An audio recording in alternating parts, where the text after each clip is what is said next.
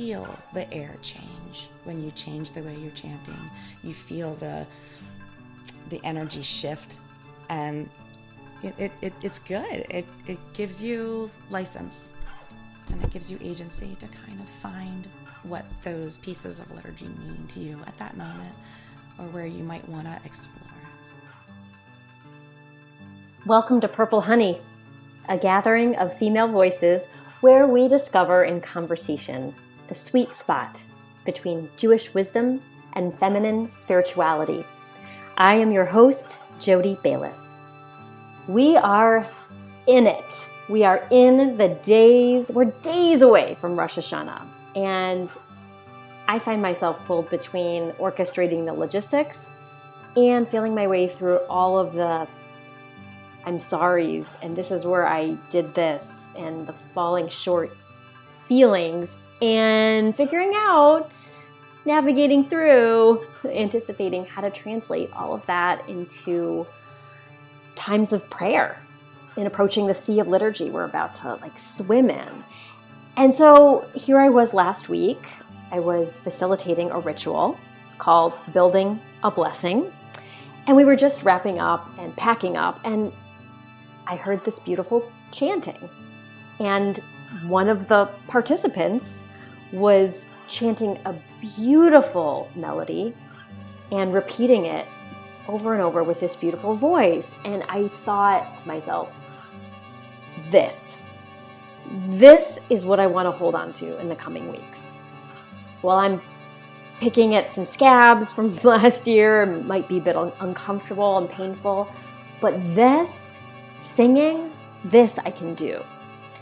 So my wonderful guest, Stacy Kafka, she willingly agreed to drive a few hours to my home and have a conversation and sit down and drink some tea and talk about chanting and chant together.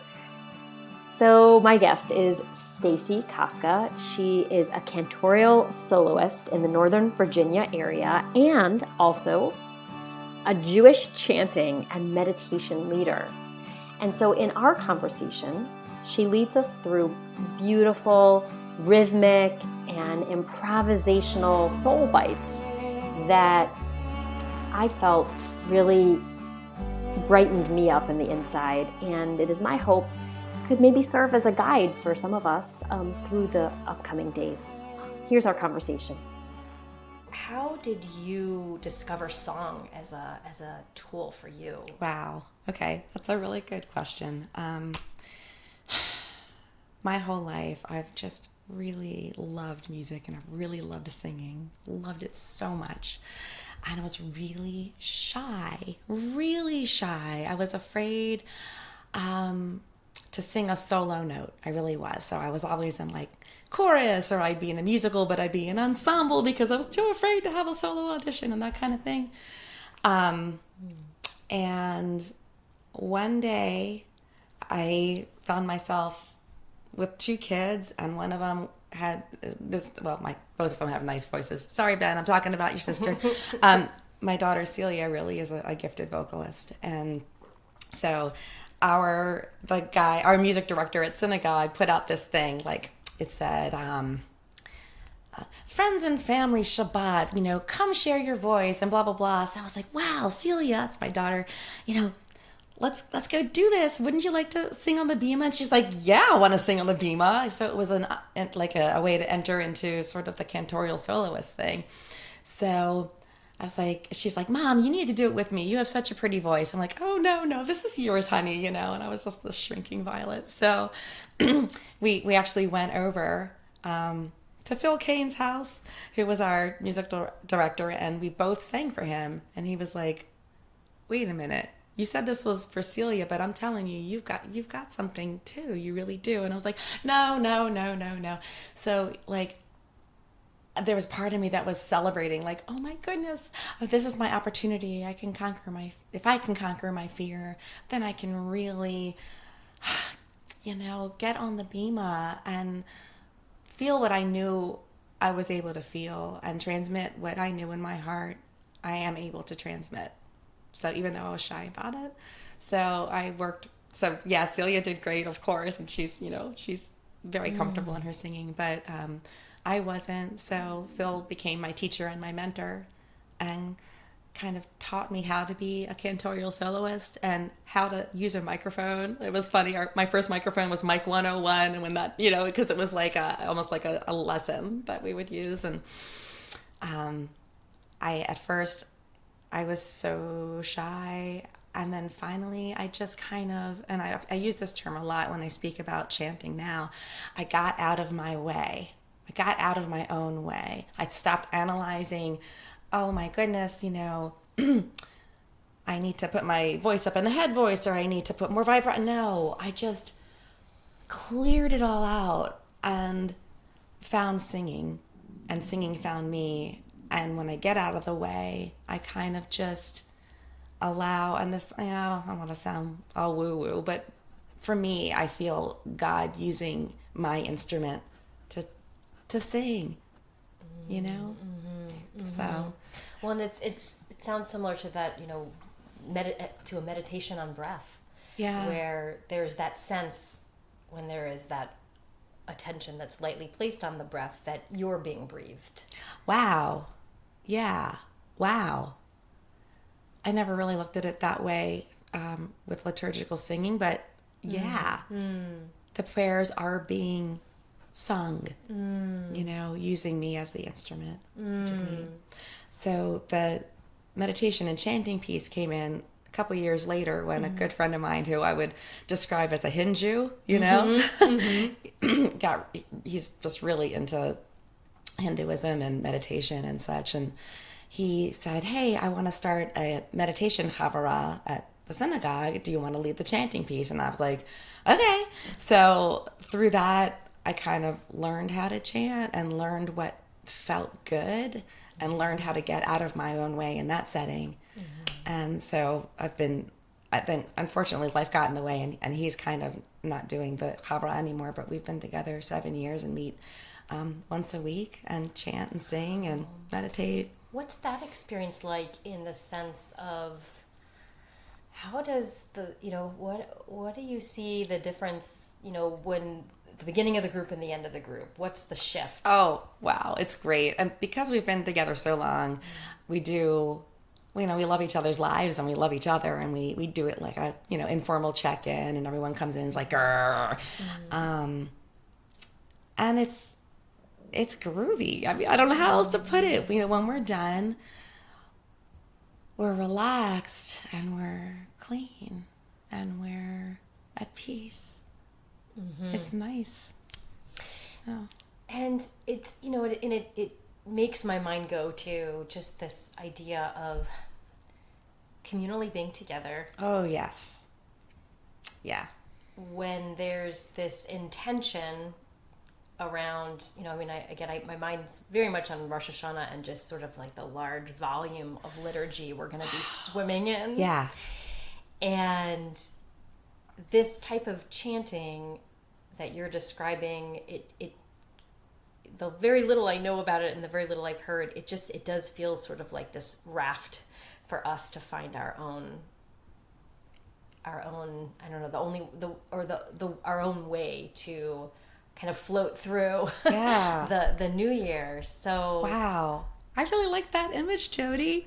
Yeah, I'm just really thinking of myself of, I always find myself standing because I can't keep up with the actual speed of prayer in some of the places I've been to in the past, and yet still find beauty in the waves of the sound.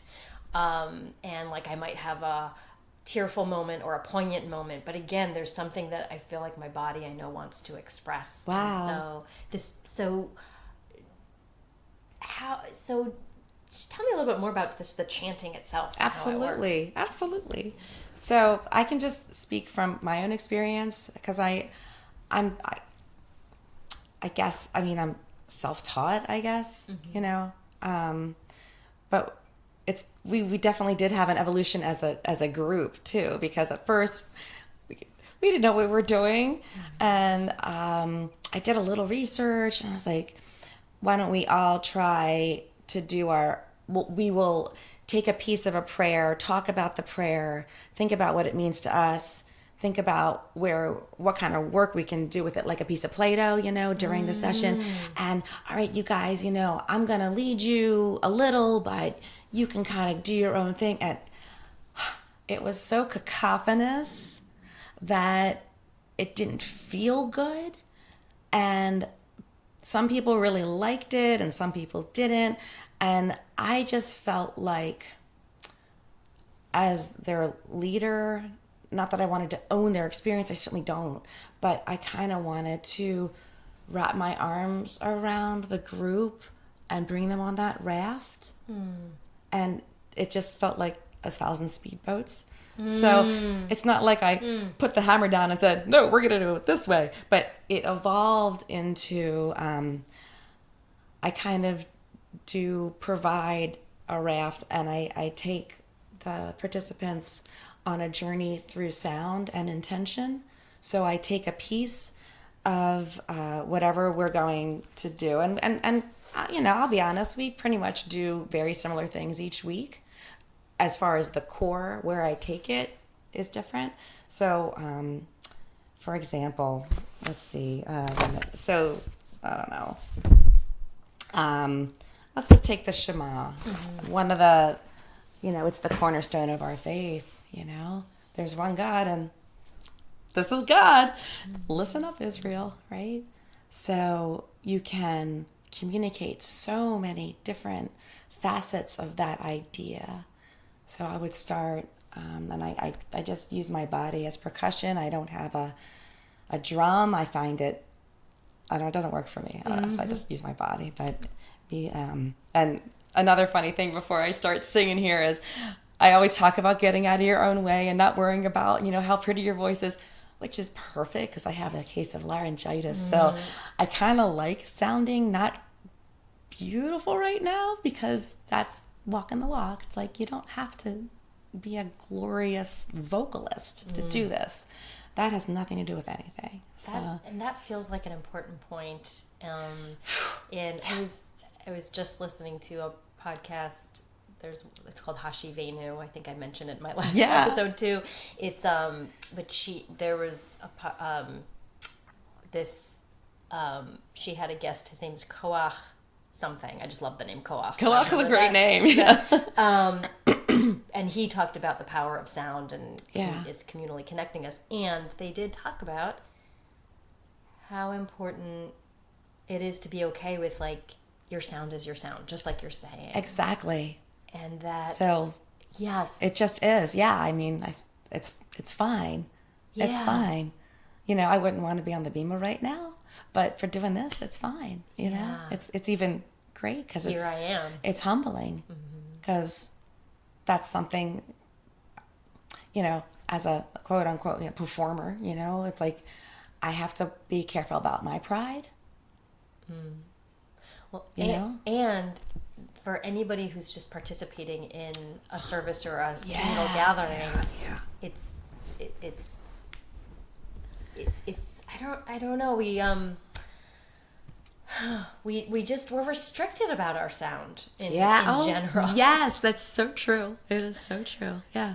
So anyway, okay. Please. So all right. So what I don't know where this is going to go. I'm just going to do like 10 seconds, and it's going to be a little bit exaggerated, but I want to demonstrate how you can communicate a couple different facets of just the Shema, just by the way you sing it. It can be delicious. It can be reverent. It can be almost angry. It can be defiant. It can be, gentle. It can be sensual, and just by the way you chant it. So that's your raft, and so my job or my intention is to put out all of those possibilities, and then the folks who are chanting with me, they can choose to take them or not, but you feel the air change when you change the way you're chanting.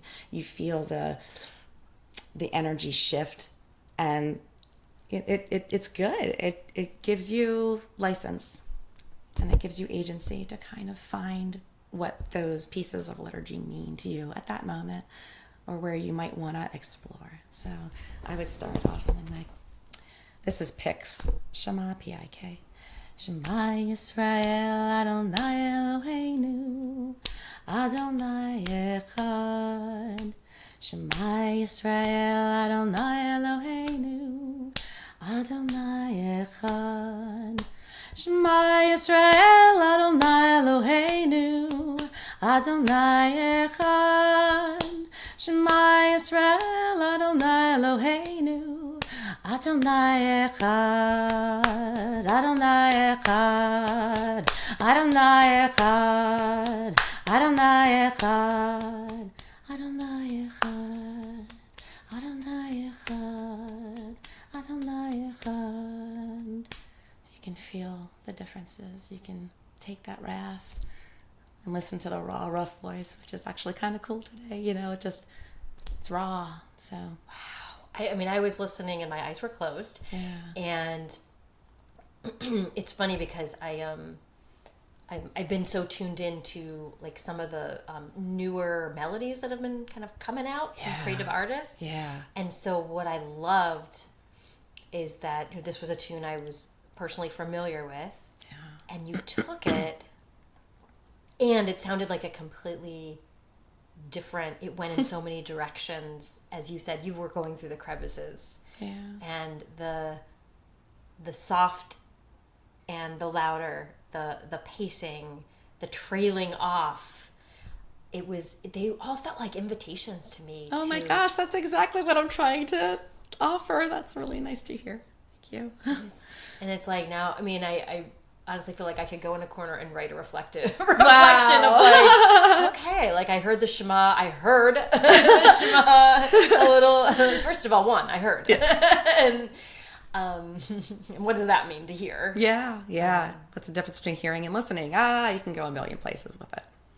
And there's the creative license too. Yeah, no rule. Yeah. Beautiful. Oh, thanks. Beautiful. And you know, when there's these sound bites that we've known since we were very, very young. Yeah. It's the newness that I think that our Hebrew is timeless. The concepts of Judaism are timeless. It's good stuff. And I don't want to put you on the spot, but is in your journey of learning, it seems like there's been drumming forever, right? Yeah. There's the sound of the shofar. Sure. And it seems like sound has been such a crucial partner in our continuing story as people. Mm-hmm. I don't know if there's a question in there, but was there anything that surprised you as you were learning about song in our collective history? Wow. I wouldn't call myself a historian. Mm-hmm. I wouldn't call myself a scholar. Mm-hmm. I just kind of fly by the seat of my pants and what feels right. Mm-hmm. So I don't feel qualified to answer that. You're a modern Talmudist. I don't know. Well, how about, is there another song? Is there another nugget that you could share with us? I'd love to just explore many more nuggets. And perhaps potentially just some that might help us in the season. Absolutely. Season. Ooh. Wow. Okay. Mm-hmm. Do you know the prayer Uzi? Mm. And the translation is, my strength balanced with the song of God will be my salvation. And I look towards one of the most beautiful tenets of Judaism, which is the role that free will takes in our lives. I think we are so blessed to be Jews and have this, not only an opportunity, but an expectation to Yisrael, to struggle with God. That's what the word Israel means, one who wrestles or struggles with God. How cool is that? Because one doesn't typically find their authenticity unless one finds it themselves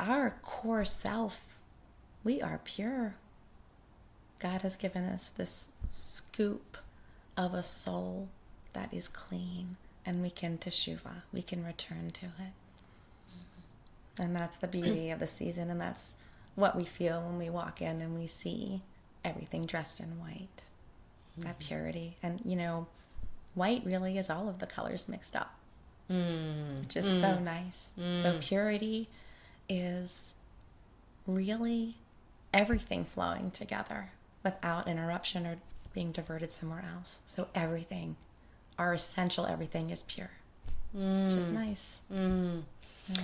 And you're also bringing up, for me, I know I've been having this tablescape vision of my Rosh Hashanah dinner. It's like I want like a long table in my backyard, like a dinner in Italy feeling. Oh, cool. Like with the lights and the things, and so now I'm visualizing. Oh yeah, I'm gonna get some white tablecloths, and but I think what we're ultimately talking about is, while the aesthetic is lovely, it's in prayer included.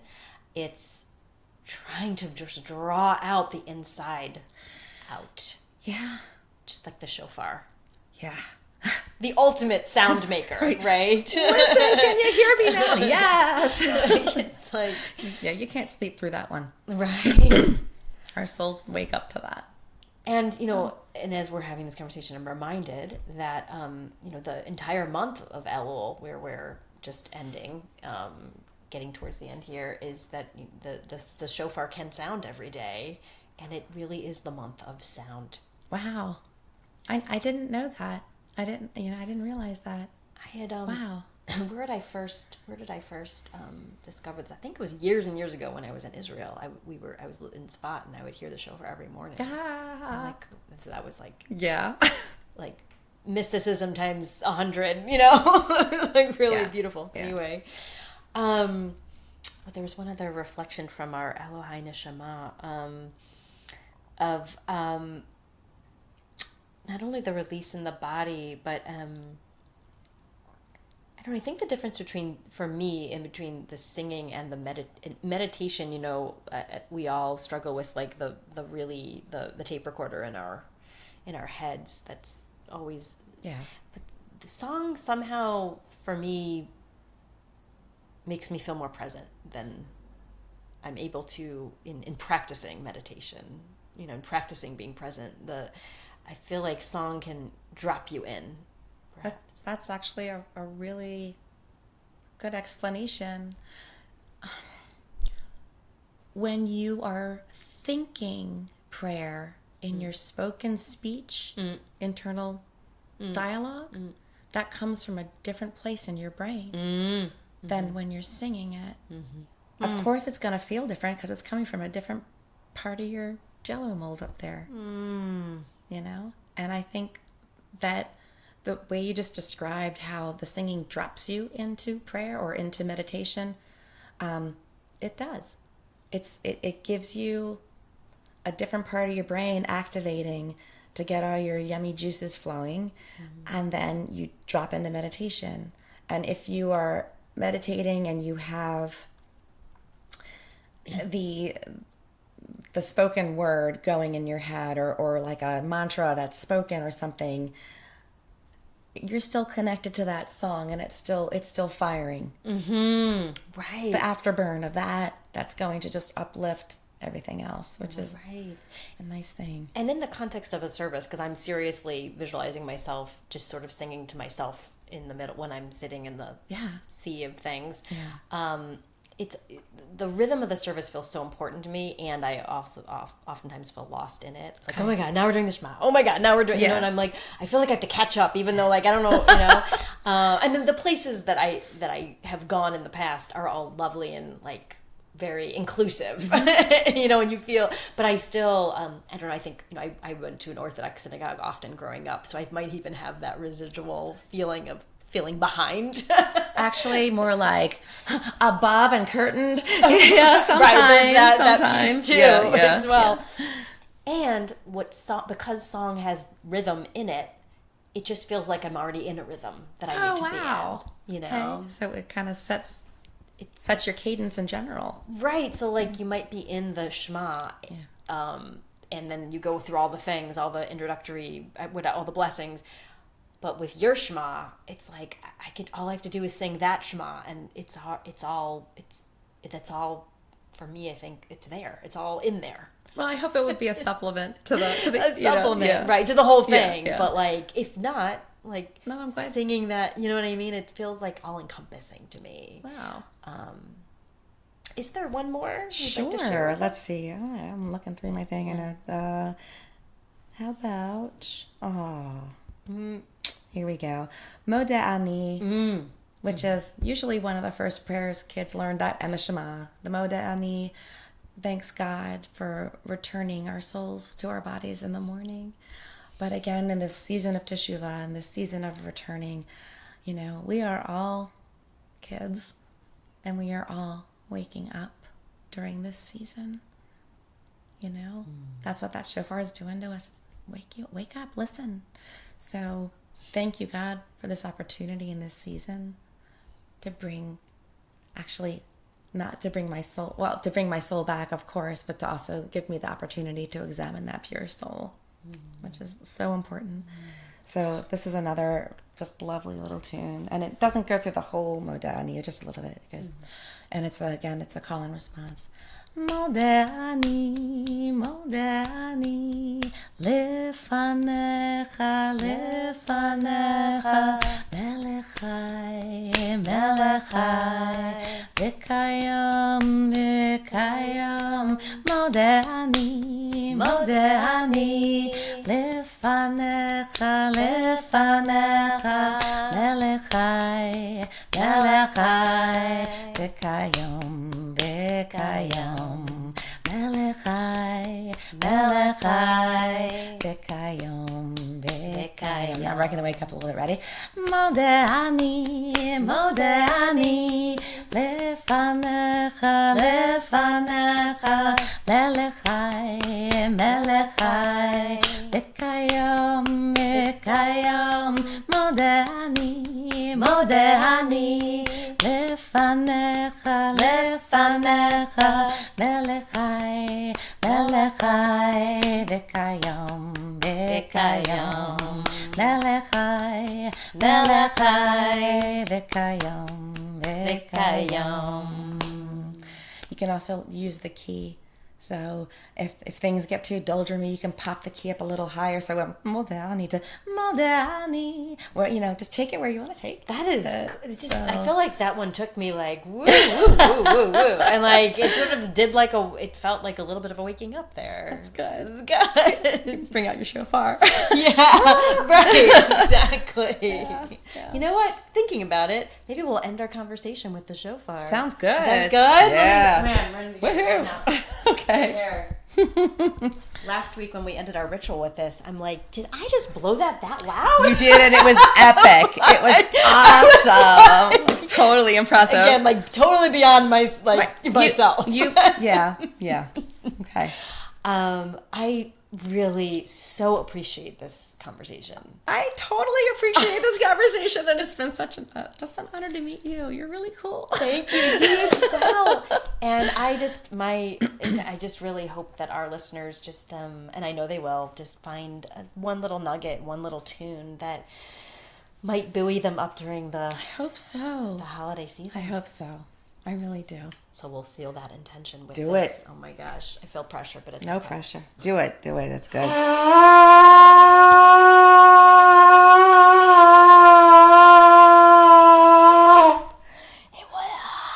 That was beautiful. Do you see these goosebumps? That sounded ancient. Like did you that? It felt like it came from another place. Ancient. That was fucking ancient. Where did that come from? I don't know, but I'm glad what you said, because I was in the criticism point of like, oh, it's not the clear sound, but it was like in a range of like, where is this? Well, what I saw was like the view from Masada, basically like desert. That was a parched desert wandering those Romans are going to come and kill me. Thank you. I'm so glad I didn't. You see, and that was, you checked me there, which is good. It's like, oh, I'll do it. I'm like, no, what's wrong with me? No, do your thing, girl. Yeah. Yeah. With that. Hell yeah. Shana Tova. Shana Tova. And now for some sweet notes. And actually, I think this time for this particular episode, let's call them sweet dips. Because how can you have a podcast called Purple Honey and not dip, right? It's the new year. Okay, some sweet dips. Sweet dip 1. Sound can be quick, slow, soft, loud, rough, smooth. We can mold the sound and explore the crevices and the nooks and the crannies of prayer using the ways that we express ourselves through sound as that flashlight through the actual prayers. So no matter what the words are, the expressions and the deeper meanings come through those twists and turns in the chanting. Sweet dip 2. Chants drop us into our bodies, and we're even tuned into a different part of our brain when we're chanting, where the reverberations of the rhythm and the melody, it continues to move us long after the chanting is done. Sweet dip 3. Vocal liberation. Here's where I wish to release and relieve any inhibitions for myself, and maybe some that you may have, just all the inner critics that we might have around our voice and the sounds that we make, especially during the New Year holiday season. I'm still sort of cringing from my subpar shofar blowing on the podcast. And in the re-listening, there is something I'm hearing in that shofar blowing that I've never heard before. So maybe we can give that forgiveness to our own voices. Sweet dip 4.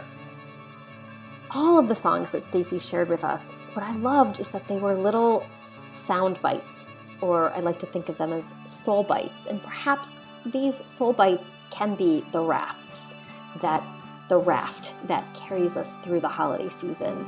There's so much depth in even expressing very few words. So the Moda Ani, when expressing that prayer, it's the returning and the depth of that returning that can connect us to the holiday season. The Osa Shalom, it's that opening. What emotional state might Osa Shalom balance while we're navigating through the holiday season? Shema, hearing. What might be that deeper meaning in just chanting the very few words of the Shema and connecting to its depth? What might that connect us to in the process of Teshuvah in the holiday season? So thank you, Stacy, for really moving us through those depths. And I'd like to officially here thank Stacy for driving out to my house and sitting in conversation and for singing in my home. I would also like to thank Ethan Bayless, co-producer, sound engineer, and composer. And I just want to express my gratitude to all of you who have been listening this almost year that we've been exploring together through our Purple Honey conversations. The conversations have been so deep and rich for me, and I hope they are for you, and I hope this one particularly adds a nice little sweetness to your new year. So that's a wrap, and I am Jody Bayless, and this is Purple Honey.